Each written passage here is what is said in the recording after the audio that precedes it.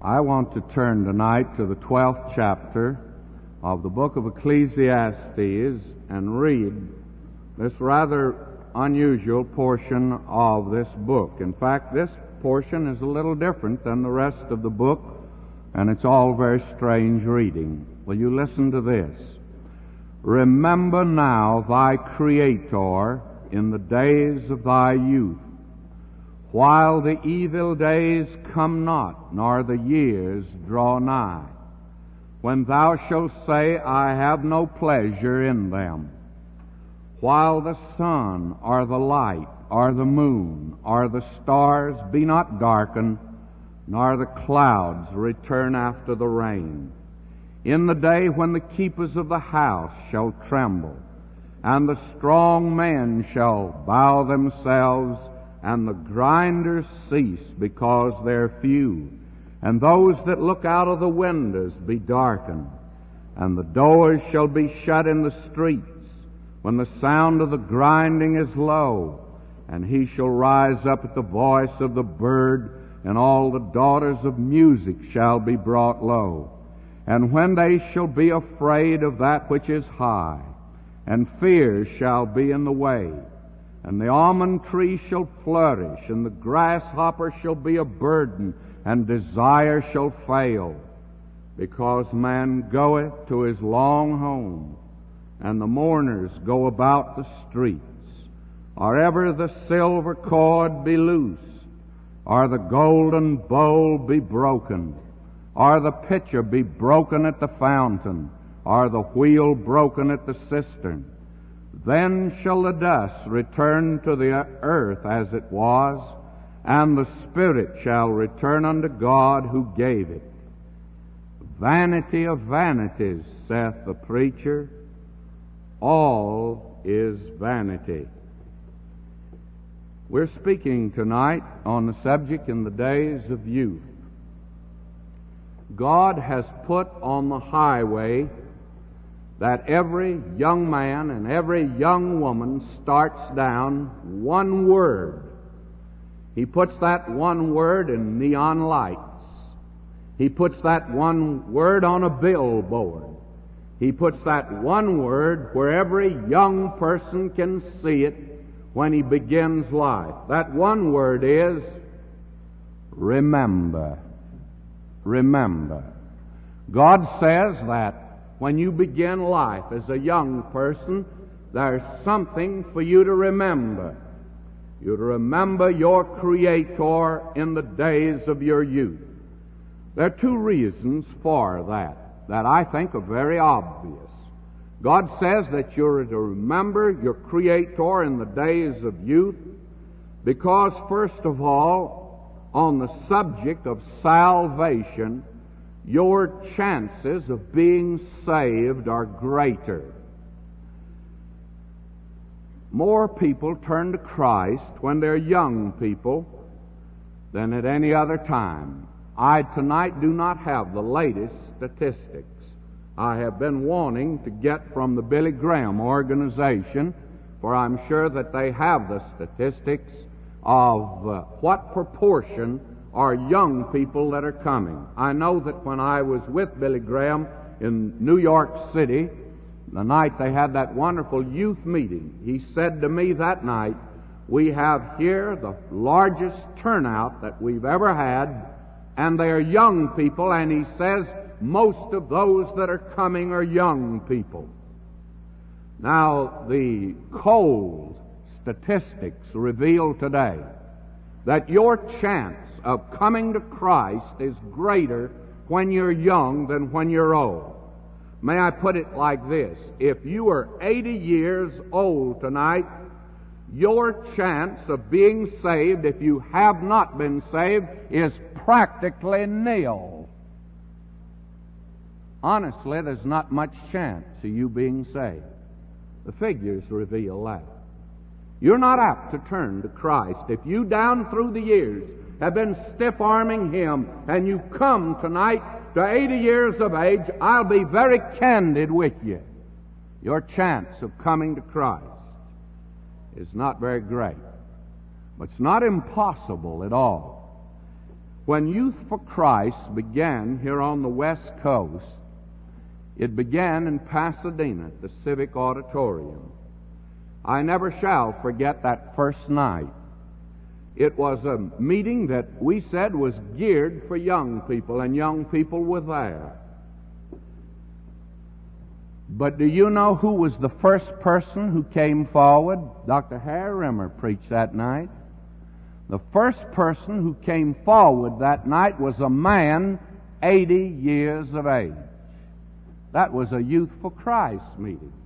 And you know, I've never forgotten that. I thought, here the Lord was telling us to gear everything to youth, and then all of a sudden He goes into reverse, and He says, I just want you to show you that an old person can be saved, although it's unusual. I got a letter some time ago from a lady in San Diego. It was a very thrilling letter. She said, you know, my father was over 90 years old when he passed away. And in his last sickness, it was the first time I could get him to church. And that was to your service by radio. And she said, I got him to listen to the daily radio program at noon. And then I got him to listen on Sunday morning. And she said, one Sunday morning, when you gave the invitation and asked those who wanted to accept Christ to put up their hand, she said, I was busy in the kitchen. And she said, I just been praying my father would come to Christ. He hadn't, and I'll be honest with you, she says, I was discouraged, but I went by the door, and she says, there he sat in his wheelchair with his hand in the air. She says, I just rushed in, and I said to him, I said, Dad, do you really want to take Christ as your Savior? And she said, I had the great joy of sitting there with the Scripture and of leading my father to the Lord. And he says he was past 90 years of age. It's not impossible tonight for an old person to come to Christ. But my beloved, may I say to you, your chances of coming to Christ when you reach old age are practically nil. God puts on the highway, remember thy Creator in the days of thy youth. Remember. May we make an experiment here tonight. How many of you that are here tonight accepted Christ before you were 21 years of age? Let's see your hands. Don't you see what I mean? How many of you here tonight accepted Christ after you were past 60 years of age? Let's see your hand. A few. Don't you see the percentage is very small indeed? So, actually today, facts are against you. And that's the reason God says, don't wait, young person. Do that thing now, because every day you postpone it, you make it more difficult to turn to Christ. It's interesting how God in the past has always turned to young folk. He took Joseph as a boy. I think Joseph was 17 when God first called him. Moses was just a young fella. Gideon was a young fella. David was just a shepherd boy. Jeremiah calls himself a child. I think he was probably 17 or 18 years of age. Some think only 14. Saul of Tarsus was a young man. Timothy was a young man. And a Scotch preacher turned in his resignation years ago with this comment. He said, I feel my ministry here has come to an end because this year we have had only one conversion, and it's been that of wee Bobby Moffett. That's the best year that preacher ever had, or any preacher ever had. For Bobby Moffett happened to be the great missionary who opened Africa to the gospel. May I say, the little fella that came to Christ, he'd bypassed. He didn't think it was important that this one little fellow who had come to Christ was important, but God was going to use that young man.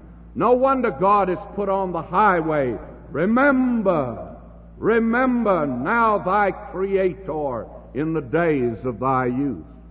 Then there's another reason that God put that one word on the highway of life for young people. In the matter of service, you have something to offer when you're young. I beseech you, therefore, brethren, by the mercies of God, that ye present your bodies a living sacrifice to God. What do you have when you get old? How many people have I heard here at the Church of the Open Door saved? We had an elderly gentleman saved here some time ago. Came forward and he's talked to me about it since. He says, well, what can I do for God? Well, candidly, he can do very little. He's reached the end of life. He hasn't very much to offer God. Dwight L. Moody came home one night and his family said, well, what sort of a service did you have? Well, he said, I had 2.5 conversions tonight. And they said to him, you mean you had 2 adults and 1 child? No, he said, I had 2 young people and 1 adult.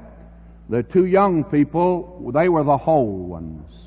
They had a whole life to give to Christ. The half was an old man that came to Christ. He didn't have much to offer him. Yes, he got saved, and it's wonderful to be saved even on a deathbed.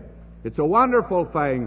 And how wonderful it was that the thief on the cross turned to Christ. But what did he have to offer? The Lord Jesus Christ. Not much in the way of service. Remember now thy Creator in the days of thy youth. Now, the writer here, Solomon, who tasted every pleasure that this world has to offer. We're going to see Thursday night that there is not a person in Hollywood, there is not a playboy in America or on the continent of Europe or in South America that even touched the things that Solomon touched. He knew what it was to taste the pleasures of this life. And he was in a position, by the way, to be able to taste them. And his conclusion was, vanity of vanities, all is vanity, saith the Lord. He said that after you've gone through this life and lived for self, and you've satisfied every hunger you've got, you've satiated every thirst you've got, and you have taken care of all of your whims, you still stand nothing in the world but a failure in the sight of God and in the sight of man. Now he gives here a picture of old age. I think it's one of the saddest pictures, but every young person ought to look at this, because this is your picture 30, 40, 50, 60 years from tonight. And this is the picture of a great many folk that are here and those listening in tonight. You know exactly what Solomon is talking about here when he gives this picture of old age. He goes on by saying this, remember now thy Creator in the days of thy youth, while the evil days come not, nor the years draw nigh, when thou shalt say, I have no pleasure in them. Now, I don't care what you say, old age does not lend itself to a time of pleasure. I talked to an old person the other night down in San Diego. They brought her to the service, poor dear thing, barely. She says, I've been listening to you on the radio and I wanted to see how you looked. And she came in that night. And I said to her, how do you feel? She said, Dr. McGee, there's never a day goes by but what I'm not in constant pain and misery. Old age is no pleasure. Oh, I heard Gypsy Smith before he died, right here on this platform after he'd married the last time, and many of you laughed then. He said, I am in my 80s, and I feel just as young as I did when I was 20. And he kicked up his heels here, and everybody laughed. You remember? But he died right after that of old age. He wasn't 20 years old. He was an old man. Oh, my beloved, tonight, this is the picture of old age, when the days come when you say, I have no pleasure in them. God says, I give you 70. And then if you're able to go 80, He said, you just have to say, well, boy, I'm not sure I was glad I got the last 10. How many saints tonight, listening to me, shut-ins, you wish God would take you home? This life is no longer joy. It's a burden to you. And He'll take you home one of these days. That'll be the most joyful day for you, too, by the way. Now, will you listen to Him as He paints this picture for us? While the sun or the light or the moon or the stars be not darkened, nor the clouds return after the rain. Have you noticed that the older you get, that the moon begins to lose its luster?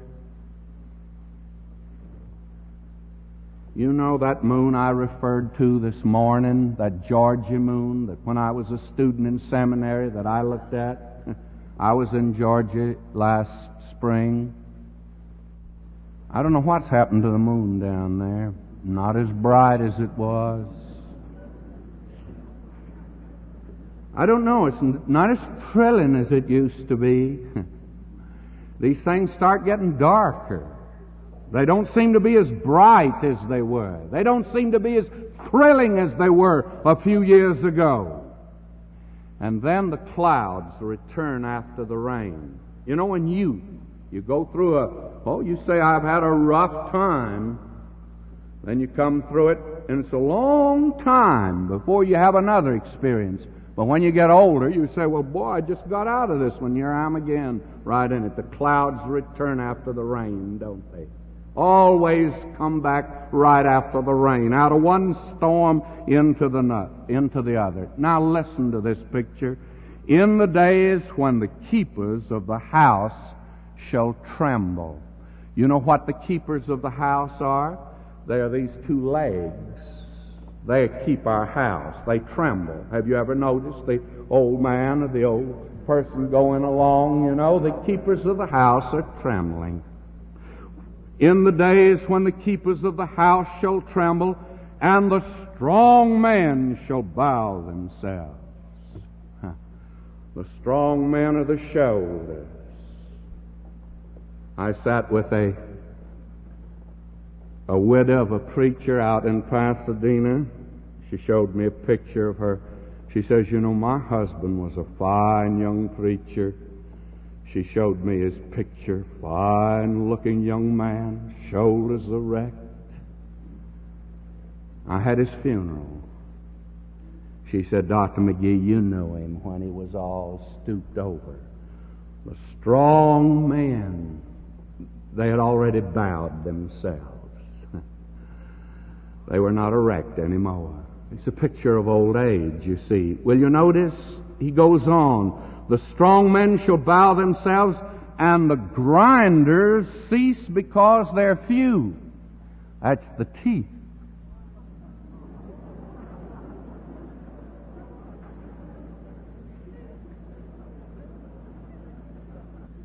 And in that day, they couldn't get any bridge work or false teeth.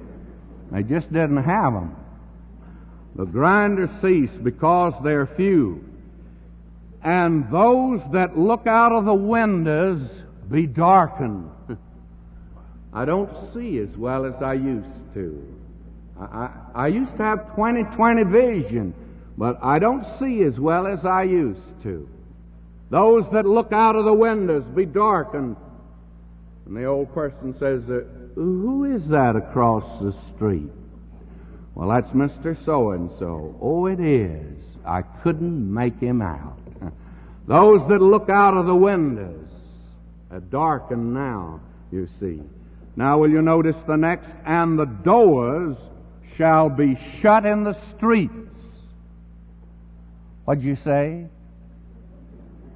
Ears get stopped up. Don't hear like I used to. What'd you say, sonny boy? You ever hear an old person say that? Speak a little louder, will you please? The doors shall be shut in the streets. Then when the sound of the grinding, and the translation here should be, when the sound of the grinding woman is low. You know what the grinding woman is? It's that voice. Have you ever heard the voice of a person as they begin to get old, the man that had the very strong voice? He says, "Now, sonny boy."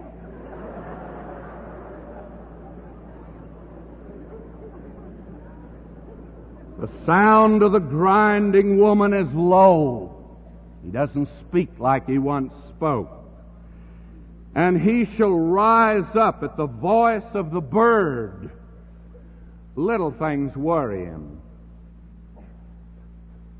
The mother says, "Willie, go outside and play. You're a worrying grandpa."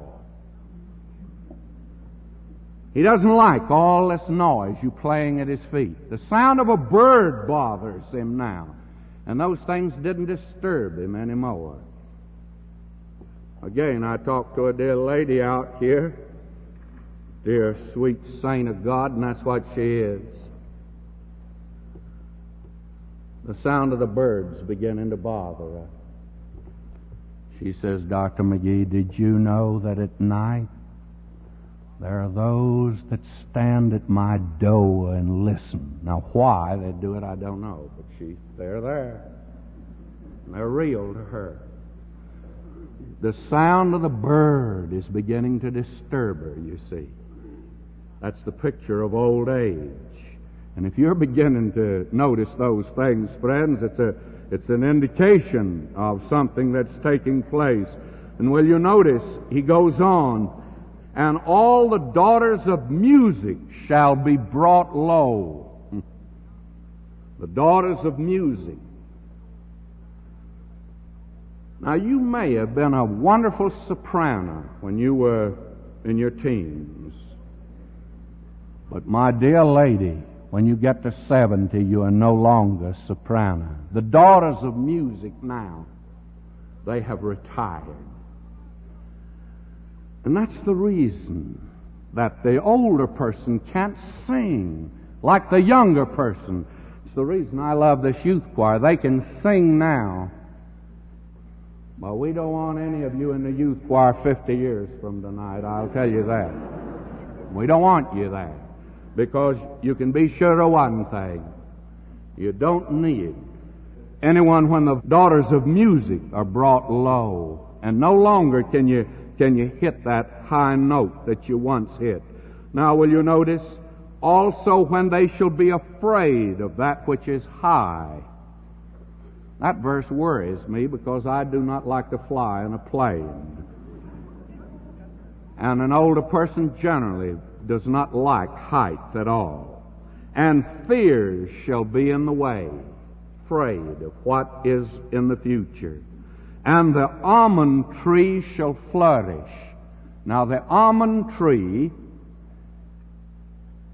when it flourishes, it has the most beautiful blossoms on it, and they are snow white. And the almond tree is the hair. You can remember, many of you can remember, when the one that you married, your mate, beautiful raven tresses, but they're gray tonight. You remember when you married him, he had blonde, wavy locks, and young lady, remember this. One of these days, either those wavy blonde locks will turn gray, or they'll all fall out. I'll do one of the two. The almond tree shall flourish. And then will you notice this? The grasshopper shall be a burden. Little things become a tremendous responsibility. And that's the reason that many organizations today, and I'm told that many organizations now are doing this. They're insisting that every man that's in an executive position retire at 65 and get out. The grasshopper becomes a burden. You start making yourself a nuisance. I rode in New York State, into upper New York State, with a man who had been head of a mission. He said, my mission was founded by one of the most godly men. A young man that went out to the mission field, gave himself to Christ, and what a work he did. Then he got old, and he wouldn't let go.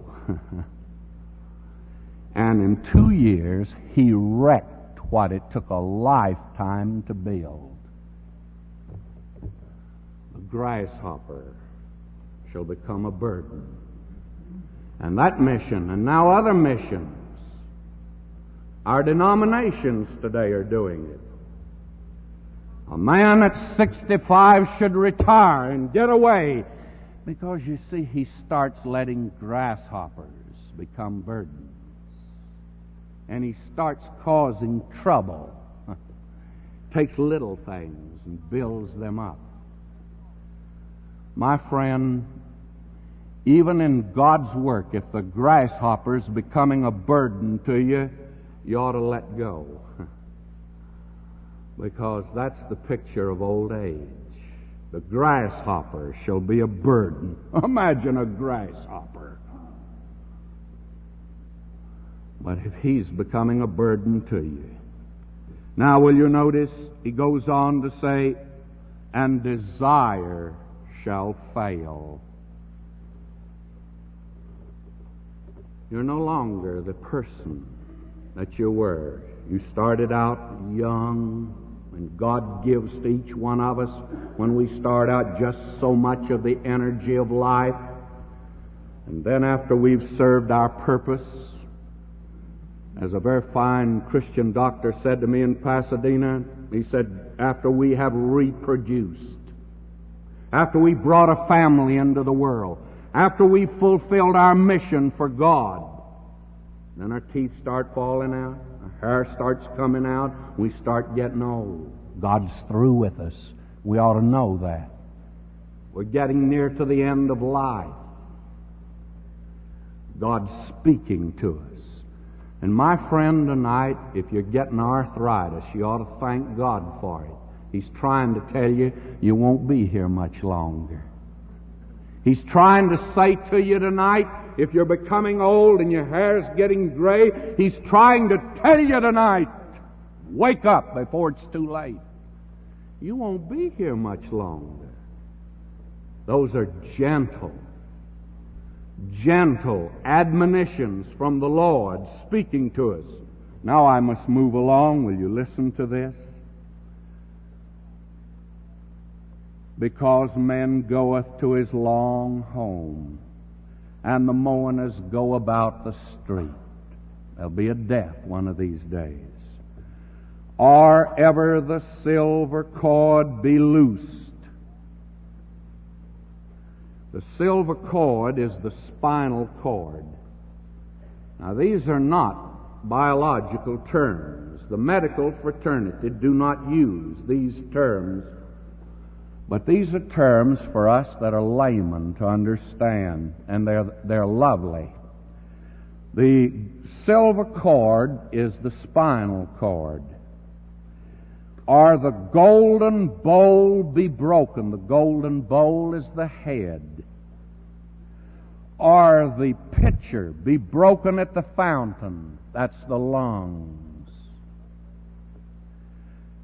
Or the wheel broken at the cistern. That's the heart.